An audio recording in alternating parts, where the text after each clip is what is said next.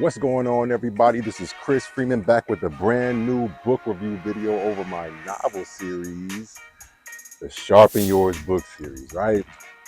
Now, real quick, before we get into today's topic, let's do a brief little recap over all that we've discussed so far up until this point. You know, in the first video, we talked about part one, a morning truck ride with Dad. And this was somewhat of a tone setter. Young Nate, who is the main character within the story, he and his father, they go on a morning truck ride around the small town of Round Pop and have what I would consider an extremely meaningful and effective conversation about goals, responsibility, and just life in general, you know? So much that young Nate left that conversation feeling highly motivated within different aspects of his life. Sports being one of them in particular. You know, this kid has a deep love and passion for the game of basketball. His dream is to one day play in the NBA, which is the Major Basketball Association. But then 2 months later, Trouble on Thursday happens. And young Frankie is the main character within that novel. And he learns a lot about self-control. You know, this is a kid who has a few loose screws in the dome. You know, if he feels disrespected or challenged in any kind of way, he's not opposed to take it there and get physical. Young Frankie finds himself in an altercation at the park with a bully named Darren and his crew. And within that whole situation, it starts off as a verbal dispute, and then it evolves into a fight, and then it transforms into a huge brawl. Then approximately 24 hours later, Gather Round Friday, holiday behavior happens. Now this story right here, it pretty much brings Frankie's whole situation full circle, as well as young Nate's situation full circle, even though he didn't really have a situation. But for those who have read part one, if you remember the goals that were set out to young Nate by his father, one of them had to do with basketball. And he took that goal to heart so much that he expanded it, you know, and he embraced it. You know, young Nate, all throughout the summer, he was working and training his tail off to become a better basketball player, not just for his school for the upcoming season, but for Gather Round Friday and Gather Round Hoops, which we'll touch on it later on in the video. So part one, the theme of that story was goals, responsibility. Part two, the theme of that story was self-control. Part three, the theme of this story is perseverance and forgiveness. With that being said, let's go ahead and get into the story synopsis. That way the viewers out there can have a better idea of what this story is actually about. Let's get into it. Alrighty, my good friends, y'all ready for this? Hey, man, we are officially at the halfway point within the Sharpen Yours book series. Now, that's not to say that the pen ain't still writing. You know, that's not to say that the story ain't still being written. But given what we have thus far, we're at the halfway point. Pretty neat. But anyways, with that being said, man, part three, synopsis, Gather Round Friday, holiday behavior. Let's get into it. And it reads, welcome back to another Sharpen Yours book series.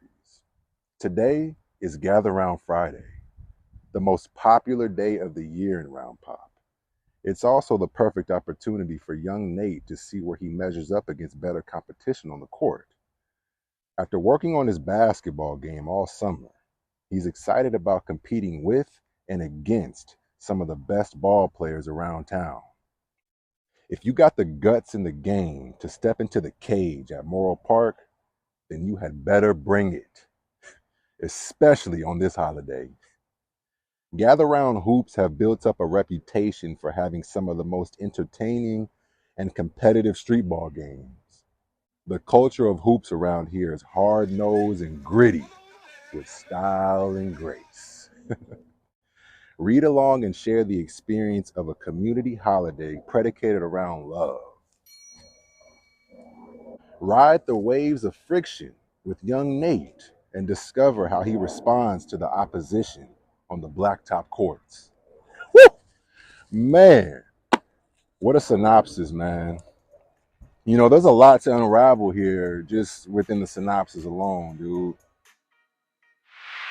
Okay, how about this? Let's start off with the title, Gather Round Friday, Holiday Behavior. Let's start off with the first part of the title, though. Gather Round Friday. Now, Gather Round Friday is a yearly or annual holiday within the small town of Round Pop that is celebrated every year on the last Friday of every summer.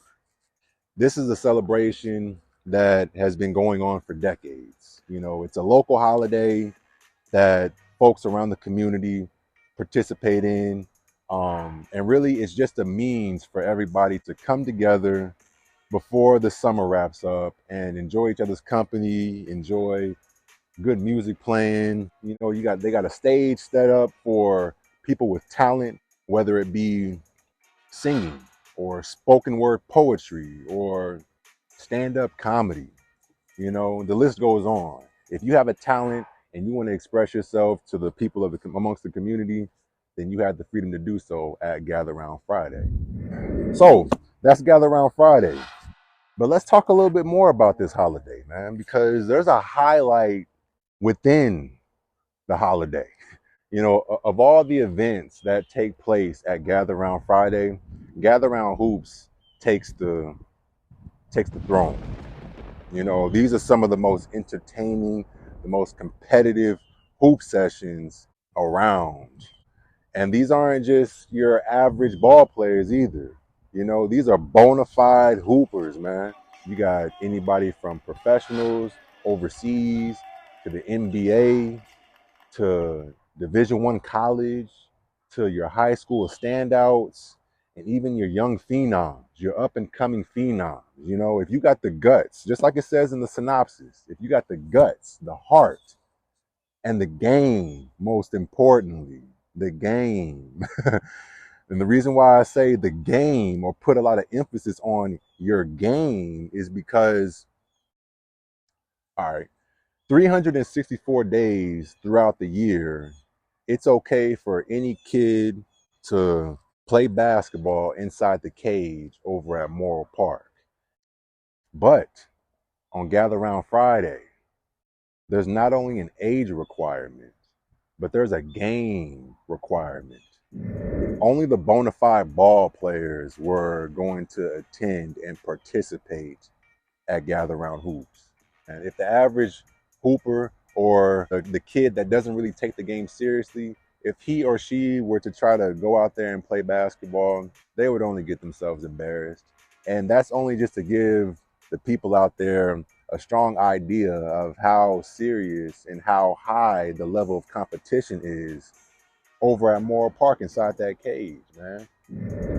I really take it there in terms of the gritty aspect of the game, you know, from both sides of the basketball too, offense and defense. There's a lot of pride on defense, a lot of pride, and not in an arrogant way, but in a dignifying way.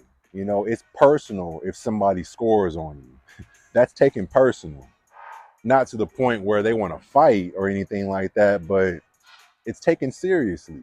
Defense is a high staple within the community or the basketball culture in Round Pop.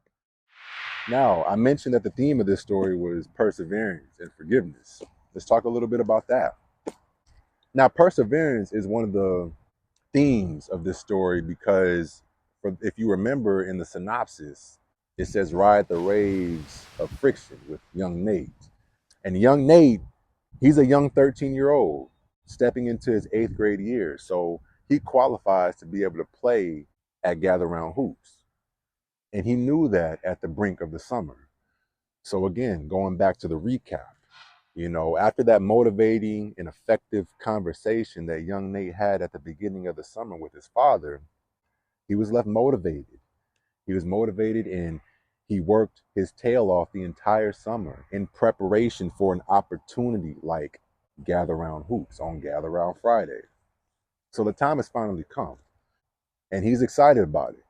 He's excited about seeing where he measures up against better competition, you know. And without spoiling too much of the story, I will say this: young Nate receives a warm welcome to Gather Round Hoops as his first go around. He receives a warm welcome, man. And I don't condone bullying anybody by any means. I don't condone none of that stuff, but he earned his stripes. I will say that, man. He earned his stripes, and he took the heat like a champ. He took the heat like a champ, boy. And he responded well. Now, let's talk about forgiveness. You know, that's the second part of the theme of this story is forgiveness. You know, that's very important. Just given Frankie's whole situation, I felt like it was important for young Frankie to forgive, you know, because in actuality, he was the victim within that scenario. Aside from how he acted and how he responded, initially he was the victim. And the bully, he actually, spoiler alert, so in part 3, Frankie is grounded. He is not in attendance at Gather Round Friday. He is on punishment at home. But the bully, he is there. And he sends a message over to young Frankie through his friends, which is young Nate and Cleo. And he pretty much just apologizes to young Frankie and wants to extend that apology through his friends. So that's where the whole forgiveness aspect comes into play within part 3. So now that we talked about the story, let's talk about some of the characters, you know, because a lot of characters make debuts within the Sharpen Yours book series. So starting out, you got Mila, who is young Nate's older sister. You know, she makes her debut. Then you got the Saldano twins, who make a comeback from part 2. Then you got Mr. Farmer and Miss Shay, who are introduced as the local barber and the local beautician. Mr. Farmer owns a barbershop called Keep It Cut For Me, and Miss Shay owns the beauty salon right next door called Shay's Place. Then you got Stacy, who comes back from being mentioned in part 1. You know, for those who remember, she was briefly mentioned in part 1 towards the end of that story as Nate's love interest. Then you got Marvin Bucky, who makes his debut within the book series as well as the local basketball star. You know, this kid has a promising future within the game of basketball, man. And he's one of the characters that is used as a spinoff later on throughout the series. Then you got the Manny Goat, who is the hoop legend in Round Pop. By many, he's dubbed as the greatest of all time to ever put on a pair of sneakers and hoop at Morrill Park. He's the real deal, man. He has a grand reputation on the hoop side of the game. Then you got Monique Watson, who makes her debut within the Sharpen Yours book series. And she's another character who is used as a spinoff later on throughout the series. Another basketball player with a promising future. This girl's cold, man. She's one of my favorite characters out of all of them. But with that being said, my beautiful people, I want to thank you all for tuning back in. Stay tuned for the following video, man. We want to talk about one of my favorite characters within the Sharpen Yours book series, man. And that is none other than the lovely Monique Watson, man. Season opener, part 4 of the Sharpen Yours book series. It's on deck. Now, part 3, I mentioned that it was my first basketball novel, right? And that was even kind of like a warm-up to me actually putting together a full-blown basketball book. So after that, I decided, yo, it's only right that we make a basketball book. So I pulled Monique Watson from the bunch. I chose her, and I was like, we're going to do this. And granted, we did it. Stay tuned for part 4, season opener. It's on deck. I appreciate y'all for tuning back in. I'll see you all soon. Peace, love, and abundance.